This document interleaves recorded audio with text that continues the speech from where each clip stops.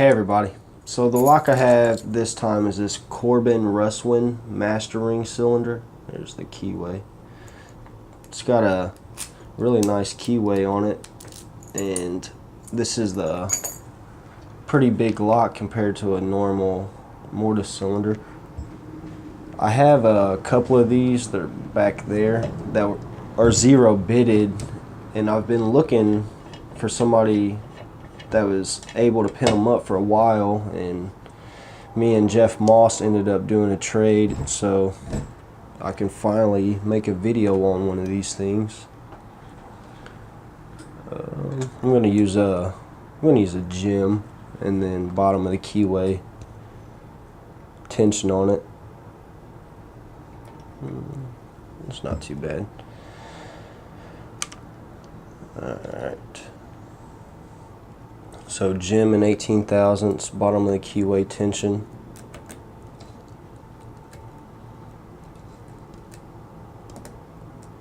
Got a couple clicks there out of 3.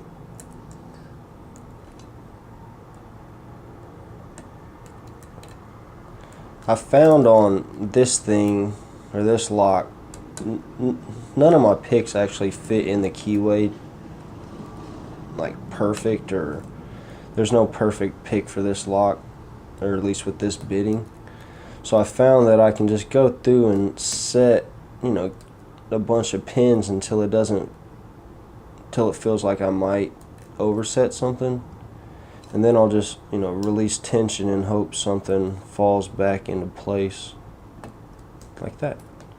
So that was probably one of the faster times, but I have picked this thing a few times. I even made a whole video the other night, uploaded it to YouTube, and then I watched it, and it was the grainiest video I ever seen. I'm not sure what happened, or it was just the way I uploaded it on YouTube, but it turned out awful. So I'm trying this again.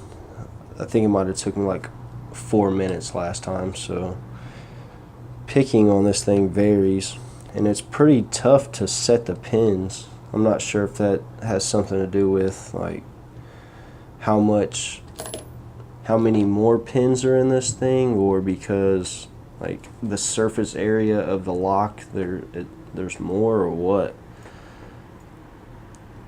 They can be pretty tough to raise the binding pin, but I did put a mark on here that was at 12 o'clock, so you can see that it's turned the master ring cylinder.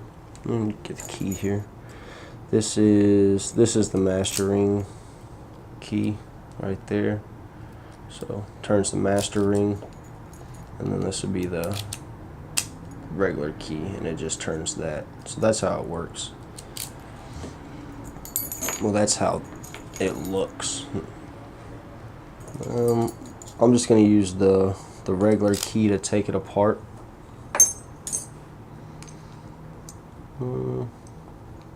Let's see here.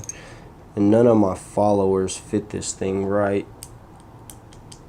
They're all kind of wobbly in there. Even the biggest one is too big, and the medium one is too small.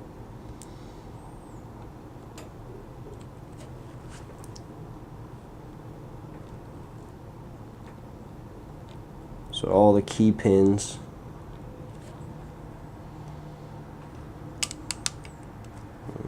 let me get these key pins out, and then I'll move the camera around to keep the lock in there.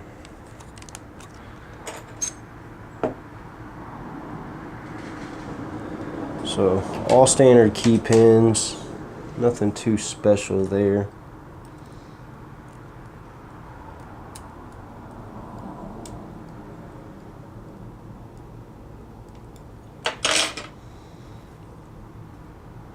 Try to get these things out as clean as possible.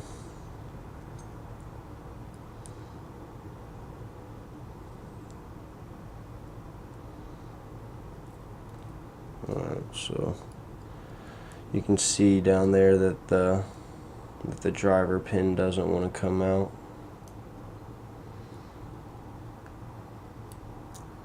There we go.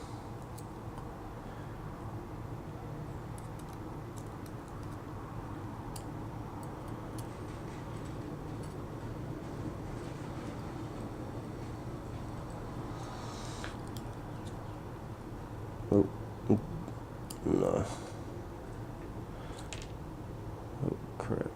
Alright, so this is going to be 3, I think. And that was 2, and it popped out. So I'm just gonna go ahead and get the wafers out, and then I'll drop all the drivers out at the same time, since they're all gonna be the same. So 6.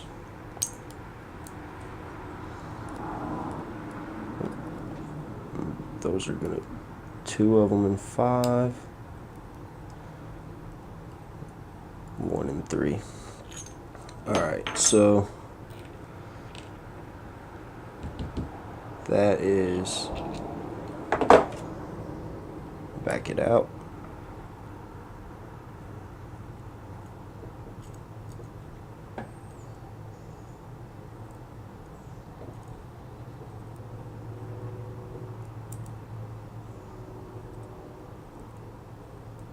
There's really nothing too special about this lock.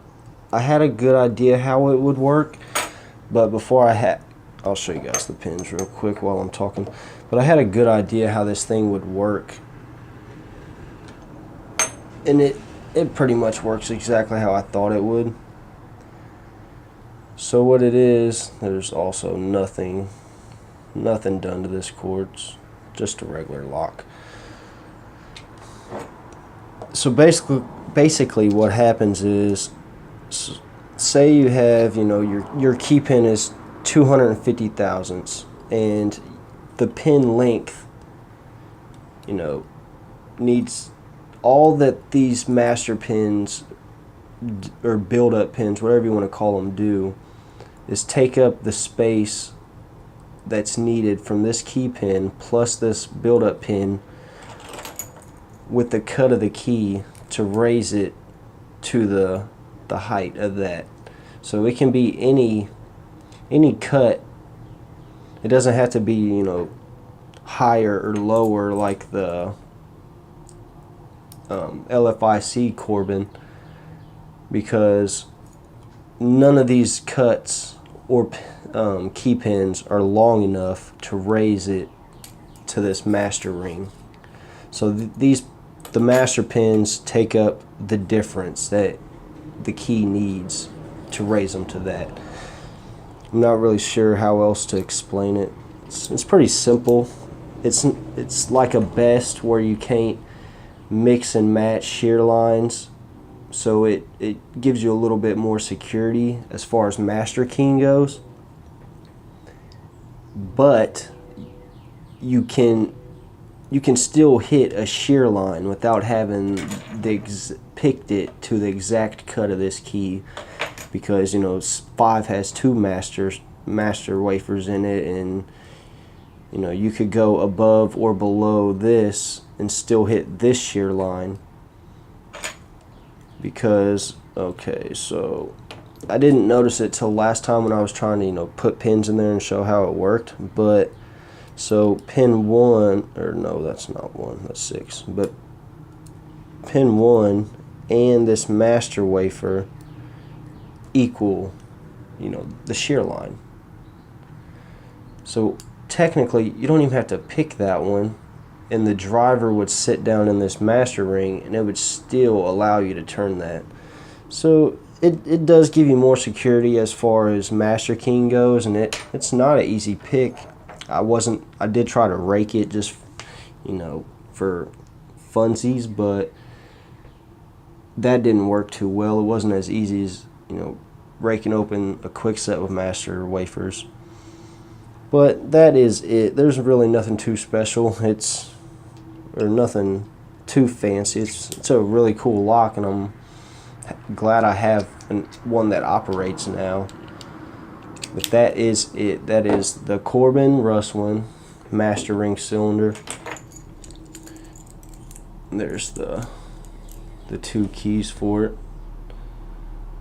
And don't do anything I wouldn't do. thanks again, Jeff, for doing the trades to make this video possible.